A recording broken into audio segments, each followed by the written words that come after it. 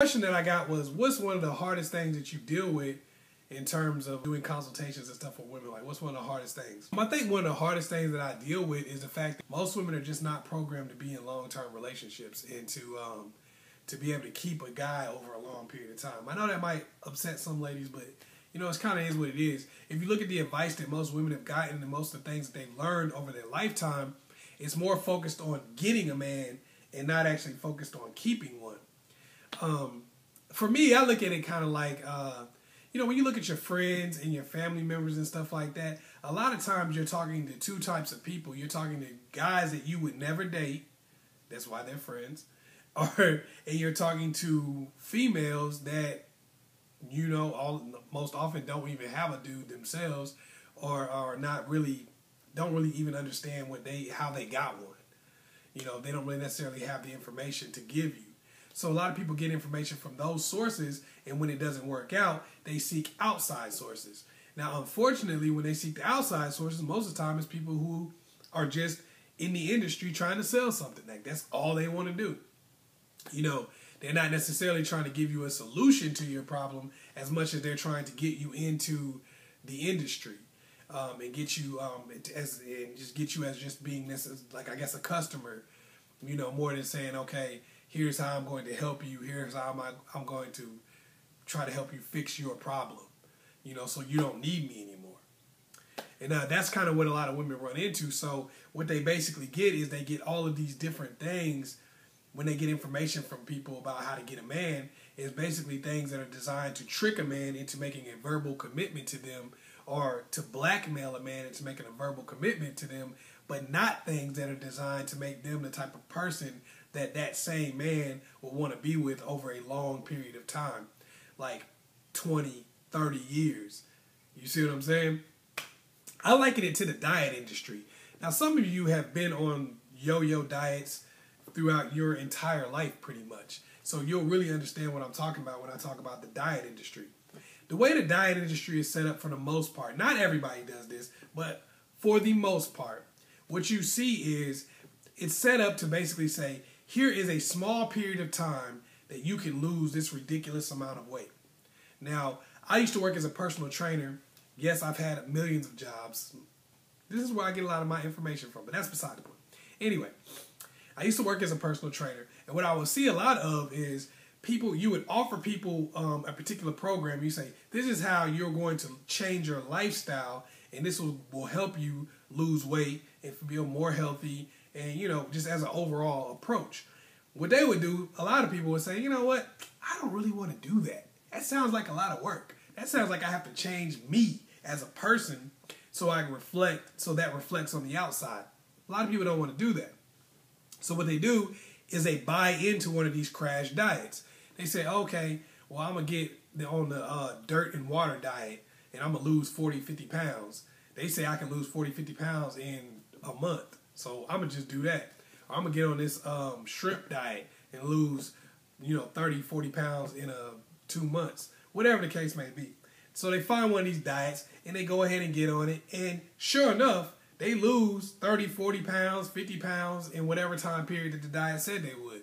Because the reality of the situation is most of those crash diets actually do produce the results if you do them right. Or most of those different crazy programs and stuff like that, they produce the results if you do them right. So they get the results they're looking for. They say, see, look, I told you, take a look at me now. And, you know, they're all happy and hyped up, and they feeling so good about themselves and everything. Now, you see that person about a year or so later, in some cases even less. You see that person about a year or so later, and they've gained back every pound and then some. Some of you may have been, you know, a victim of this yourselves.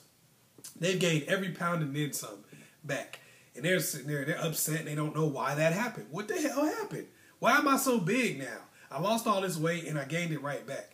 Now, a year or two goes by while they're still weighing that amount, and they're getting bigger and bigger, and they think back to themselves, you know what? I remember when I lost all that weight on that water and dirt diet. I'm about to get on the water and dirt diet again.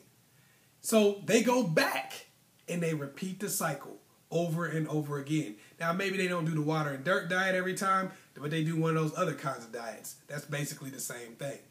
this becomes their cycle. This becomes the pattern. So they stay in the weight loss industry for years and years and years and years, going from maybe one program to another, but basically the same thought process and the same philosophy. Well, this is how the love industry works. Basically, what it's designed to do is to show you how to hold out for 90 days and trick somebody into making a verbal commitment to you, or blackmail somebody into making a verbal commitment to you, how to set these particular standards for a guy so that he thinks that you're a certain type of person on the inside when the reality is that you're not. What it does is it shows you how to get that guy initially by making them think, by triggering things in that guy that makes them think that you're a particular type of woman. But unfortunately, when you're with that guy for a while, now you have to live that lifestyle and you're not able to do so because that's not really you. You know good and well that normally you don't make a guy wait to have sex with him. So that's because that's what's internal, and that's something that's going on internally, and what that does is it shows on the outside. What they teach you to do is basically cover up the outside. They teach you to basically put a mask on or put a shield on to make that person not necessarily see you. But unfortunately, when you have to live, and this is what happens with these crash diets, once you lose that weight, you have to go back to living again. And then everything that you had inside of you, all of the issues that you have with food, all of the issues you have with the sedentary lifestyle, those things come back and it causes you to gain that weight and then some. Well, when you get with this dude and you have to start living and being in a relationship with this person, being married to this person or whatever the situation is, now the things that were in you that caused the behavior that you exhibited in the past, that comes out. And the fact that you're not the type of person that they thought you were. Like, you made them wait 90 days. You said, oh, well, I don't accept Saturday dates on Thursday. So what happened in that situation is that guy started thinking that you were the type, that you were maybe this old-fashioned type of female who, you know, I cook, I clean, I go to church on Sundays and all that kind of stuff. You exhibited those types of behaviors, but that's not really who you are. So now what you've done is you've caused the guy, if you've attracted the type of person who wants that, and that's not really what you are, you can't really deliver. So what you've done is you've confused the person into believing that you're a certain way, and you've, in effect, wasted your own time because there was no way you could ever really build a real relationship. And this is what often happens in multiple different ways. They'll show you to basically, what these dating things will do is they'll basically show you to pretend to be somebody different than you are to attract somebody. They won't show you how to say, here's what I need to change on the inside so that that's reflected on the outside. It's a lifestyle change, and a man is one of the results of that lifestyle change. It's not like, here's my goal to do this one thing, and then my lifestyle is the same, so it destroys whatever I have. What I do with women when I talk to them is I go into your life. I go into what you are as a person, who you are as a person, how you are. And I say, what are you trying to attract? Who do you want to be with? What type of individual are you trying to get in to, have a relationship with? And then I tell you, hey, this is what you got to change about yourself to be able to make that happen. This is what you got to change about yourself to attract this type of person. If you notice, most of my videos are about self-discovery and change. And even for guys also, because a lot of guys are the same way, they have this, this feeling of, I'm supposed to, this girl just supposed to come along and make my life better.